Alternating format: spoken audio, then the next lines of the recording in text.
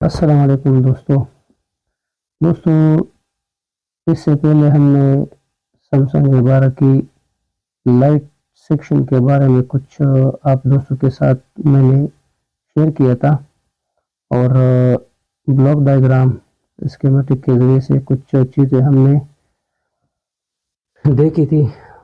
आज हम इंशाल्लाह बात कर रहे हैं इस आईसी का, जो कि सैमसंग ए12 में और बहुत सारे सैमसंग मॉडल में और हुआवी के मॉडल में ये आईसी चलती है। ठीक है, तो आज उसके बारे में बात करते हैं। तो दोस्तों, ये जो आईसी है ये आपको बहुत सारे मॉडलों में देखने को मिलेगा और इसमें जिस तरह मैंने आपको बताया था पहले कि इसमें लाइट और ग्राफिक्स दोनों को मर्ज किया हुआ है। उसके अंदर दोनों डिपार्टमेंट बनाई गई है, लाइट और ग्राफिक्स दोनों का। तो इसलिए थोड़ा सा यहाँ पर कंफ्यूजन होता है कि इसका लाइट और ग्राफिक्स किस तरह से काम करता है। मैंने आपको पहले इसका लाइट सेक्शन जो है वो आपको समझाया था और आज मैं आपको समझाने वाला हूँ इसका ग्राफिक सेक्शन। तो जिस तरह आपको मालूम है कि इसका जो ग्राफिक सेक्शन है, किसी भी मॉडल का आईपीएस एलसीडी का जो ग्राफिक सेक्शन होता है वो मीफी लाइन के साथ रिलेटेड होता है, यानी कि हर मॉडल में आपको मीफी के लाइन मिलेंगे ग्राफिक सेक्शन में। ठीक है, तो थोड़ा सा यहाँ पर मीफी के लाइन के बारे में बात करते हैं और फिर आगे जाएंगे अपने एलसीडी ड्राइवर पर, जो कि हमारा ग्राफिक्स और लाइट आईसी है। तो हम दो चीज़ों के बारे में बात करते हैं, एक एलसीडी कनेक्टर पर जो कि यहाँ कनेक्टर बनाई गई है और यहाँ पर एक हमारा कनेक्टर है, इसके बारे में कुछ समझाएंगे और फिर हम जाएंगे अपने आईसी की तरफ। तो यहाँ पर थोड़ा सा बात करते हैं नॉर्मल। तो मीफी के लाइन हमारा होते हैं यहाँ पर तकरीबन इसमें 10 लाइनें दी गई है और आईडी की 3 लाइनें दी गई है और एक रीसेट का लाइन है और 2 वोल्टेज की लाइनें हैं। आमतौर पर आपको कोई भी एलसीडी हो उसके अंदर एक आईडी का लाइन मिलेगा, एक टीई के नाम से टेयरिंग इफेक्ट की लाइन मिलेगा और एक रीसेट की लाइन मिलेगा, जो कि एक कंट्रोलिंग की सर्किट होती है। ठीक है, लेकिन इस मॉडल में आपको 2 वोल्टेज मिलेंगे। यहाँ पर 2 वोल्टेज दी गई है, 1.8 और 1.8, एक एलसीडी के लिए दी गई है और एक ग्राफिक्स के लिए दी गई है। ठीक है, तो इस मॉडल में थोड़ा सा ये एलसीडी की क्वालिटी जो है वो अच्छी है और मीफी का जो लाइनें होती है वो और जो कंट्रोलिंग की सर्किट होती है वो एलसीडी की क्वालिटी के हिसाब से होती है। जितना एलसीडी की क्वालिटी अच्छी हो उतने ही उसमें मीफी के लाइन और कंट्रोलिंग की सर्किट वो ज़्यादा होती है। तो इस सर्किट के बारे में कुछ इंशाल्लाह जानते हैं। तो सबसे पहले हम यहाँ पर बात करते हैं इस एलसीडी कनेक्टर के बारे में। तो एलसीडी कनेक्टर के अंदर आएगा आपका मीफी के लाइन, उन सब पर आपको डायोड रेंज में 300 से ऊपर तकरीबन 700 के आसपास जीआर मिलेगा, यानी कि डायोड वैल्यू आपको यहाँ पर तकरीबन 300 से ऊपर 700 के आसपास मिलेगा। हर मल्टीमीटर का कुछ न कुछ वो होती है वैल्यू का कंजम्पशन अपने ब्रांड के हिसाब से होती है। तो यहाँ पर आपकी मीफी लाइन होती है। ठीक है, उसके बाद आपका एक रीसेट का लाइन होता है। अगर उस पर पुल अप सर्किट बनाई गई हो तो आपको यहाँ पर 300 से लेकर 2000 तक जीआर मिलेगा। अगर इस पर पुल अप सर्किट बनाया गया ना हो तो आपको यहाँ पर मिलेगा 300 से ऊपर 500 के आसपास जीआर या 700 के आसपास जीआर आपको मिलेगा। बाकी जो वोल्टेज की लाइनें होती है, चाहे वो 1.8 हो 2.8 हो, उन सब पर आपको 300 से ऊपर लेकर 500 तक जीआर डायोड वैल्यू मिलेगा। वो जहाँ पर भी हो वो मैटर नहीं करती, चाहे वो भी सिस्टम की सप्लाई हो, बेट की सप्लाई हो, या 1.8 हो या 2.8 हो। ठीक है, या वी आर जो हो या वी रेफरेंस हो या वीडीडी हो, जितनी भी लाइनें होती है वो सारे की सारे 300 से ऊपर होती है और 500 तक के दरमियान में होती है। ठीक है, और यहाँ पर अगर आईडी की बात की जाए तो यहाँ पर 3 आईडी की लाइन दी गई है इस एलसीडी को ग्राफिक्स वर्क कराने के लिए। तो इस पर भी आपको जीआर मिलेगी तकरीबन 300 से ऊपर 500 या 700 तक। लेकिन अगर इस पर पुल अप सर्किट बनाई गई हो, पुल अप सर्किट में इंशाल्लाह आपको फिर कुछ बताऊंगा इंशाल्लाह कि पुल अप सर्किट किस तरह से होती है। तो यहाँ पर देखते हैं कि इसका पुल अप सर्किट यहाँ पर बनाया गया है या नहीं। तो बिल्कुल यहाँ पर एक पुल अप सर्किट बनाया गया है, 3 रजिस्टर लगाए गए हैं, एक ये वाला रजिस्टर है, एक ये वाला है और एक ये वाला है। तो ये एलसीडी ID1, एलसीडी ID2 और एलसीडी ID3, इन तीनों पर पुल अप रजिस्टर दिया गया है और इस पर आपको जीआर मिलेगा 300 से ऊपर 2000 के आसपास जीआर आपको इस लाइन पर मिलेगा। ठीक है, क्योंकि ग्राउंड से जितना फासला ज़्यादा होता है उतना ही आपको जीआर और डायोड वैल्यू ज़्यादा मिलेगा, क्योंकि यहाँ पर ये जो रजिस्टर लगाई गई है ये तकरीबन 10 किलो ओम का रजिस्टर यहाँ पर लगाई गई है। ठीक है, ये जो पुल अप रजिस्टर होती है वो 2.2 से ऊपर आपको 10 के तक मिलेगा। ये 10 के से ज़्यादा वैल्यू का मैंने कभी देखा नहीं है।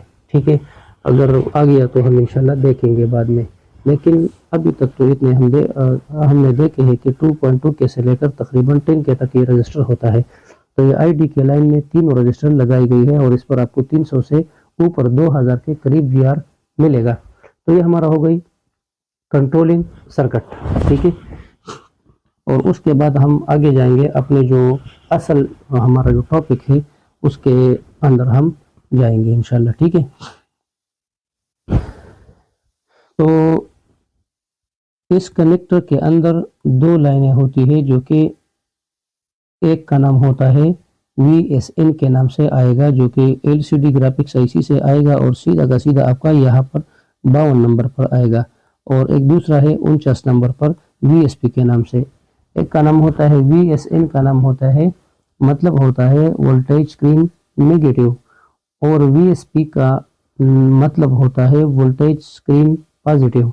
ये एक बूस्ट सप्लाई के ज़रिए से बनाई जाती है, एक सर्किट के ज़रिए से, और एक पर माइनस पाइप सप्लाई होती है और एक पर प्लस पाइप सप्लाई होती है।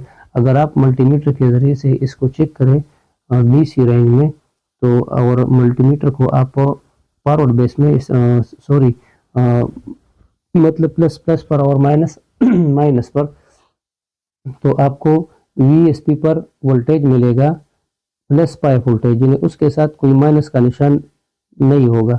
अगर आप यहाँ पर प्लस रखोगे और वहाँ पर माइनस रखोगे तो आपको यहाँ पर माइनस का निशान शो करेगा। ठीक है, क्योंकि ये एक नेगेटिव सप्लाई होता है और नेगेटिव सप्लाई हमेशा के लिए मल्टीमीटर पर आपको नेगेटिव निशान शो करेगा। ठीक है, तो ये दो वोल्टेज जो है वो किस तरह से काम करती है और किस तरह से उसका वर्क होती है। तो अगर फुल टेस्टिंग में आप इसको चेक करें तो यहाँ पर आपको इन दोनों पर, इस पर आपको रिवर्स बेस में जीआर नहीं मिलेगा इस पर, और इस पर आपको रिवर्स बेस में जीआर मिलेगा। इस पर आपको 300 से ऊपर जीआर मिलेगा और इस पर आप पर जीआर इस पर आपको जीआर नहीं मिलेगा, क्योंकि ये एक नेगेटिव सप्लाई है। तो आपने फिर मल्टीमीटर को चेंज करना है, आपको यहाँ पर ब्लैक प्रोब को रखना है, रेड प्रोब को,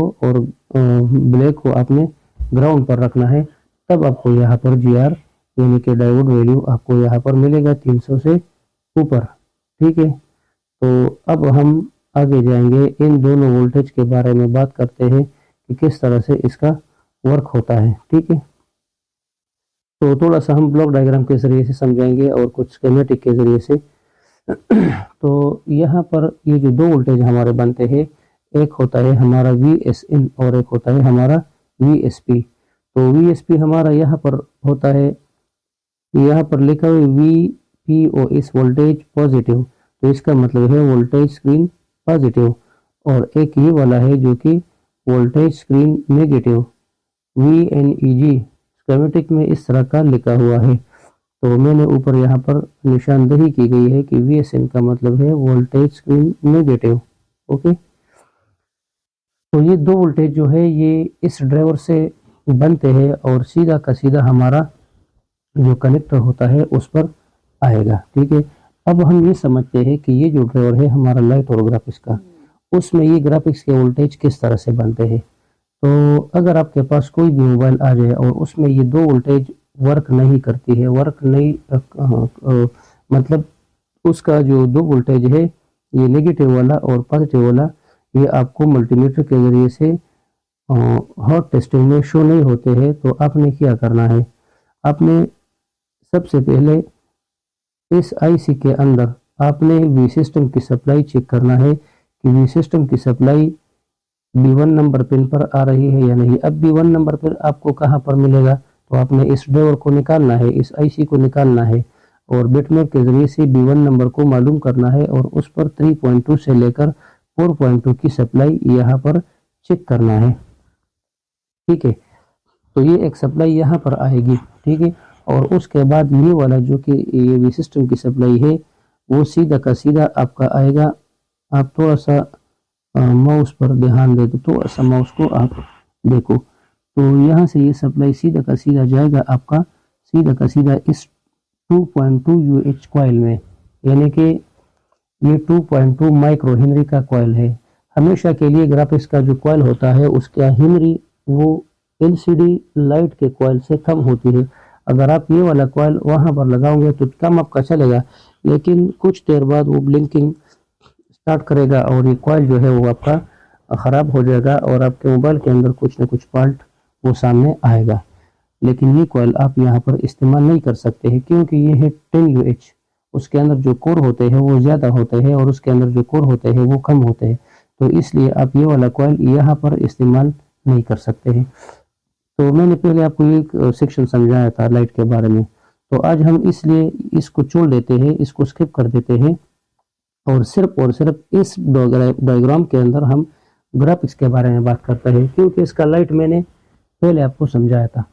तो ये सप्लाई आपका सबसे पहले इस कॉइल के अंदर आएगा। सबसे पहले तो इसका ये B1 नंबर पर आएगा, क्योंकि ये ग्राफिक्स और लाइट दोनों के लिए सप्लाई पर्टिकुलर ज़रूरी है इस ड्राइवर को वर्क कराने के लिए।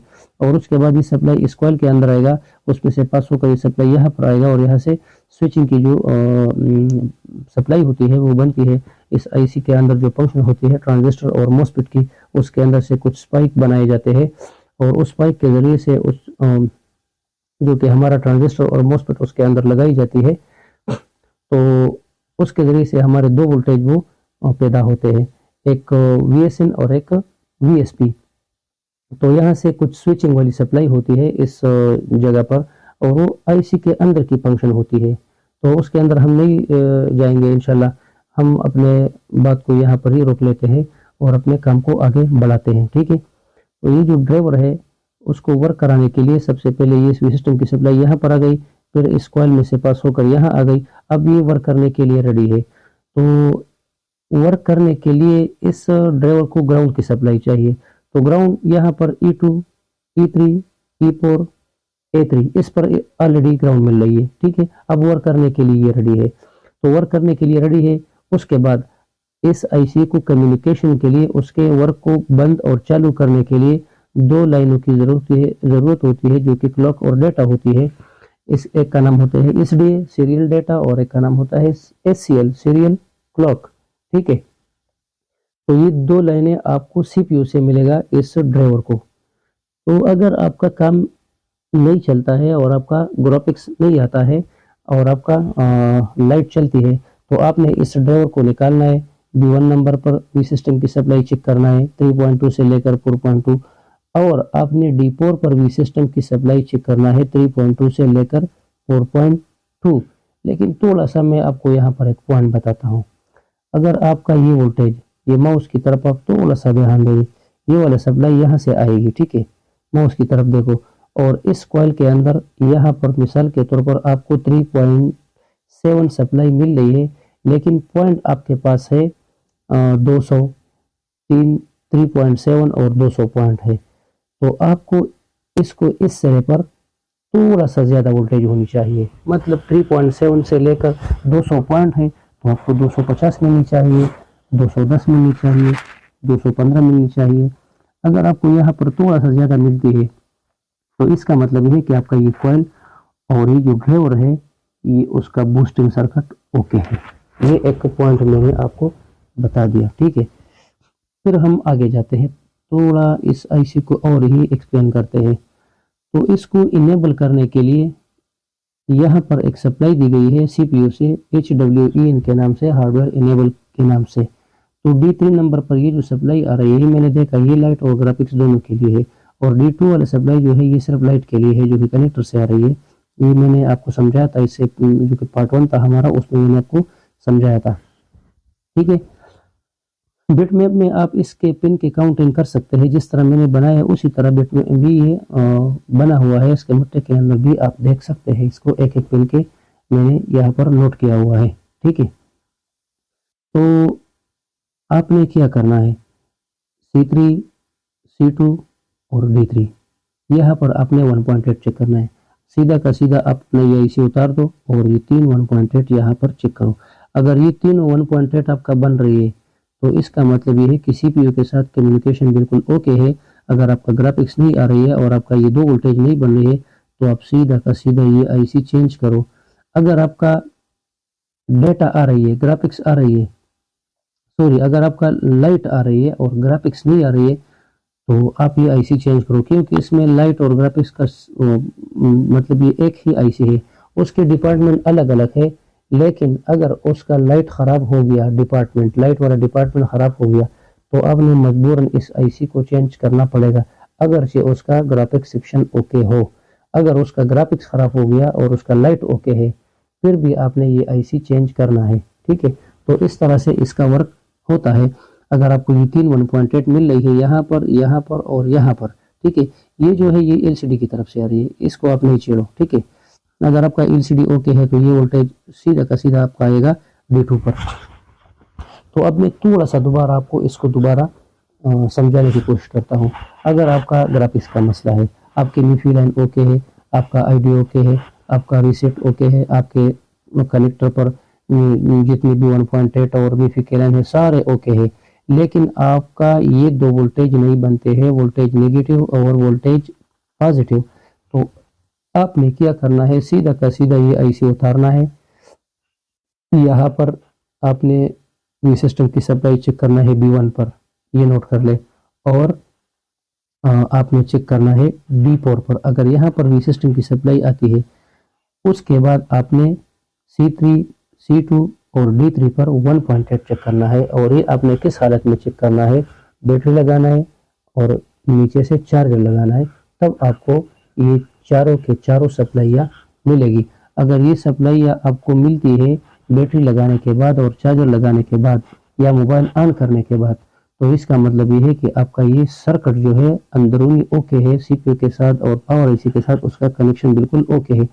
आप उस पर दूसरा IC लगाओ और फिर देखो यहाँ पर आपका वोल्टेज बनती है, वोल्टेज स्क्रीन नेगेटिव और वोल्टेज स्क्रीन पॉजिटिव।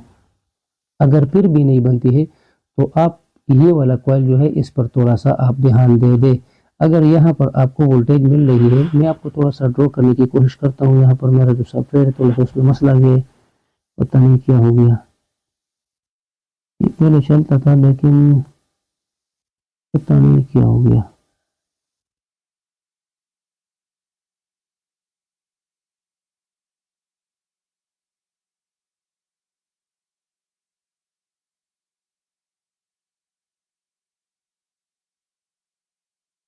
मैं कोशिश करता हूँ, अभी स्टार्ट हो गया तो हम फिर काम करते आगे। पता नहीं काम नहीं करता है, क्या हो जाए। इस पर चेक करते थोड़ा सा।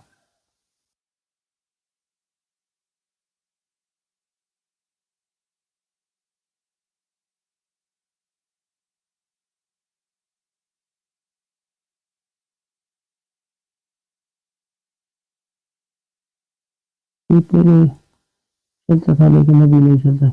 चलिए यहाँ से हम एडिट करते हैं, वो देखते हैं इंशाल्लाह। यहाँ से कुछ कोशिश करते हैं एडिट करने की, तो यहाँ से करते हैं एडिट की थोड़ा सा। ये मैं आपको थोड़ा सा समझाने की कोशिश करता हूँ, ठीक है। तो अगर आपको यहाँ पर ये क्या चीज़ है, ये मार्क है, हाँ बिल्कुल ठीक है। अगर आपको यहाँ पर ये जो सिस्टम की सप्लाई है, यहाँ पर अगर आपको यहाँ पर वोल्टेज मिलती है, मिसाल के तौर पर 4.2, ये मिसाल दे रहा हूँ, यहाँ पर 3.7 से लेकर 4.2 की सप्लाई मिलती है। अगर आपको यहाँ पर 4.2 सप्लाई मिलती है, ठीक है, यहाँ पर 4.2 सप्लाई आपको मिलती है और उसके बाद एक मिनट में थोड़ा सा, हाँ, 3.2 मिसाल के तौर पर 3.2 मिल रही है आपको, ठीक है, और कुछ पॉइंट मिल रहे हैं 3.2 और पॉइंट है 220। मिसाल के लिए यहाँ पर आपका डिजिटल मल्टीमीटर है तो आपको यहाँ पर 220 मिल रही है इस जगह पर। मिसाल के तौर पर अगर आपको यहाँ पर 220 मिल रही है तो यहाँ पर आपको 230 मिलनी चाहिए, 225 मिलनी चाहिए। थोड़ा सा पॉइंट जो है वो अपग्रेड होनी चाहिए यहाँ पर। तो इसका मतलब है कि आपका कॉइल ओके है। अगर आपको यहाँ पर और यहाँ पर सेम वोल्टेज मिलती है तो इसका मतलब है कि आपका ये कॉइल ख़राब है। तो इस कॉइल को चेंज करो, फिर आपका ये वाला वोल्टेज इंशाल्लाह बनेगी और ज़रूर बनेगी इंशाल्लाह। ठीक है, तो थोड़ा सा हम इसको क्लोज करते हैं इस चीज़ को। ठीक है, तो इतना ही है इस सेक्शन में कि अगर आपका ये जो 2 वोल्टेज है A1 नंबर पर और B4 नंबर पर ये नहीं बनती है तो ये सिस्टम की सप्लाई, कॉइल को चेक करना और ये 3 जो 1.8 मैंने आपको बताया यहाँ पर ये चेक करना।